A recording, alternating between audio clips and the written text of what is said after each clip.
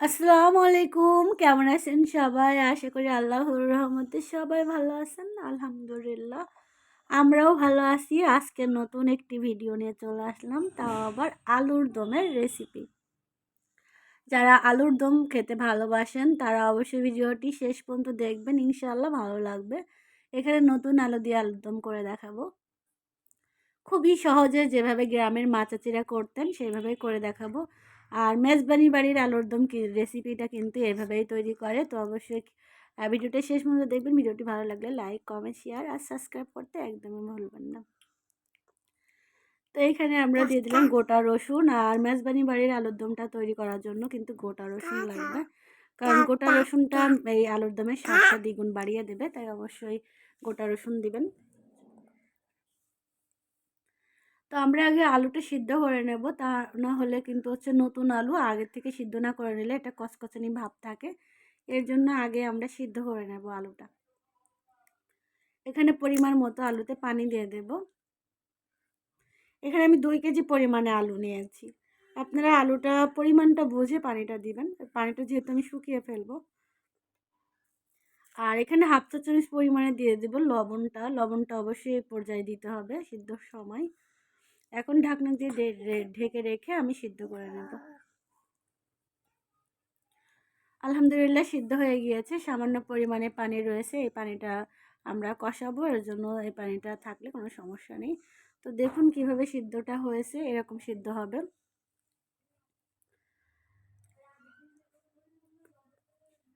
এখন দিয়ে দিচ্ছি গোটা রসুন।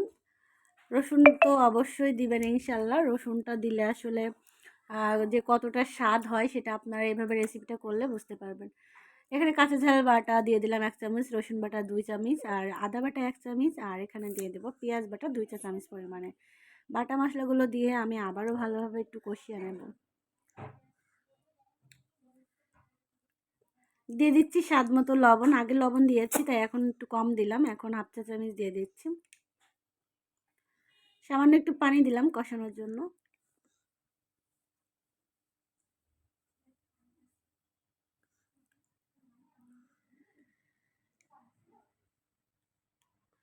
এখন দিয়ে দেবো আমি গুঁড়া মশলাগুলো। তো আমি এখন শুকনো ঝালের গুঁড়া দিচ্ছি। আপনারা ঝালটা যেরকম খাবেন সেরকম দিবেন।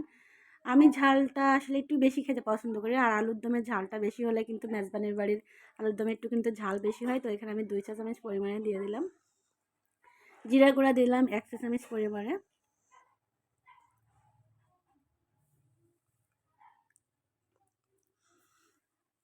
গরম মশলার গুঁড়া দিলাম 1 চা চামচ পরিমাণে। এখানে কিন্তু গরম মশলা বলতে সাদা এলাচ, দারুচিনি আর লবঙ্গটা আছে, এটা একসঙ্গে মিশিয়ে গুঁড়া করে নিয়েছি তাই।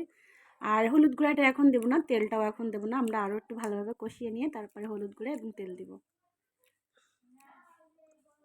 আমার ভিডিওটা দেখে যদি সেম সেম করেন ইনশাল্লাহ খারাপ হবে না, অনেক ভালো হবে। একেবারে মেজবান বাড়ির আলুর দমের স্বাদটা পাবেন ইনশাল্লাহ। তো এখন তেল দিয়ে দিলাম। আর এখানে 200 গ্রাম মতো সয়াবিন তেল দিয়েছি, কারণ আলুর দমে একটু তেল বেশি কিন্তু লাগবে অবশ্যই। আলুতে একটু তেল খাই, এর জন্য তেলটা বেশি দিবেন। এই আলুর দমটা ভাত, রুটি, পরোটা এবং কি লুচির সঙ্গেও খেতে কিন্তু অসম্ভব মজার হয়। একবার হলেও ট্রাই করবেন ইনশাল্লাহ। আর কেমন হয়েছে অবশ্যই কমেন্ট করে জানাবেন। ভালো লাগলে আমার চ্যানেলটি সাবস্ক্রাইব করে অবশ্যই অবশ্যই আমার পাশে থাকবেন, আমাকে সাপোর্ট করবেন ইনশাল্লাহ। তো হলুদ গুঁড়াটা এখন দিয়ে দিলাম যেহেতু কষানো হয়ে গিয়েছে। আসলে আজকে আমার খুবই প্রচুর ঠান্ডা লেগেছে, এর জন্য আমি কথা ভালোভাবে বলতে পারছিলাম না। তারপরও চেষ্টা করেছি ভালোভাবে বলার। সবাই দোয়া করবেন আমার জন্য ইনশাল্লাহ। আমি আপনাদের জন্য দোয়া করি আল্লাহ আমাদের সবসময় সুস্থ রাখুক, ভালো রাখুক, এই কামনাই করি। তো হলুদ গুঁড়াটা দেওয়ার পরে কিন্তু আরও একটু ভালোভাবে কষিয়ে নেব, কারণ হলুদ গুঁড়া দেওয়ার পরে সঙ্গে সঙ্গে পানিটা দিব না। পানিটা দিলে হলুদের গন্ধটা থেকে যাবে, যেহেতু আমরা হলুদটা হাফ কষানোর পরে দিয়েছি, এর কারণে আমরা ভালোভাবে কষিয়ে নেব। তো মশলাটা দিয়ে আলুটা কিন্তু খুবই মাখা মাখা হয়েছে ইনশাল্লাহ, দেখে হয়তো বা বুঝতে পেরেছেন। আর আমি যেভাবে করছি এভাবে ইনশাল্লাহ করবেন, অনেক ভালো হবে, ভালো লাগবে। তো দেখুন কিভাবে মাখা মাখা হয়ে গিয়েছে। আমরা আরও কিছুক্ষণ কষিয়ে নেব, আরও 5 মিনিট ভালোভাবে কষিয়ে নেব। আলুর দমটা আসলে যত ভালোভাবে কষানো হবে তত বেশি কিন্তু আলুতে স্বাদ হবে, তত বেশি ভালো লাগবে। যেহেতু আমাদের আলুটা কিন্তু হচ্ছে সিদ্ধ করে নিয়েছি আমরা আগে থেকে, তাই এ পর্যায়ে কিন্তু পানিটা খুব একটা বেশি পরিমাণে লাগবে না, খুবই অল্প পানিতে হয়ে যাবে। আমার তো 1 মগ পানিতেই হয়ে গিয়েছে, আপনাদেরও নিশ্চয়ই 1 মগ পানিতেই হয়ে যাবে। তো আমরা এ পর্যায়ে পানিটা দিয়ে দেব, আর পানিটা দিয়ে আমরা একটু নেড়ে চেড়ে তারপরে কিন্তু ঢাকনা দিয়ে ঢেকে রান্না করে নেব।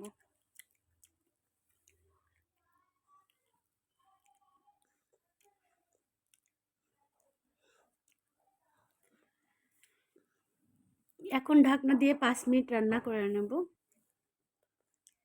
ফিরে আসলাম 5 মিনিট পরে, আর এখন আরও একটু ভালোভাবে নেড়ে চেড়ে দিয়ে আরও 5 মিনিট রান্না করে নেব ইনশাল্লাহ।